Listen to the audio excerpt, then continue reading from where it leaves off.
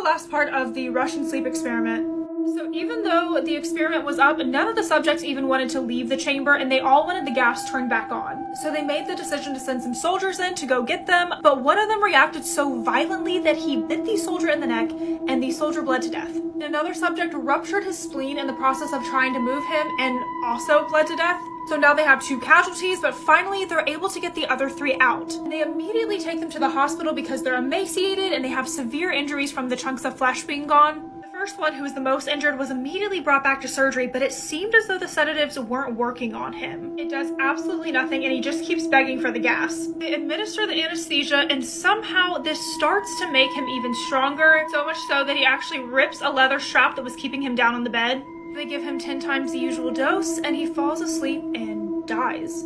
So they move on to the next, which was the guy who tore his vocal cords, and he obviously couldn't speak anymore, so he was just shaking his head no as they approached him with the anesthetic. He starts to fight back, but then gets so exhausted that he actually passes out, and the second he passes out, he dies.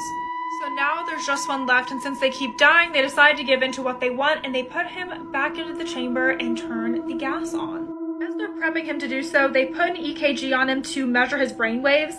And this is when they realize that he actually flatlines each time his eyes close. So each time he blinks, he actually goes brain dead. And before they can get the gas back on, he falls asleep and dies, and nobody really knows what killed him. So obviously, if you guys grew up on creepypasta, you know the story really, really well. And you know that it's fiction. But the thing is that during this time, there were so many different unethical human experiments going on. And we've talked about things like Project MKUltra on here before, so it just doesn't seem that far off that something like this would happen. So as wild and as scary as it is, there might actually be some truth here. Let me know what story you guys would like me to talk about next.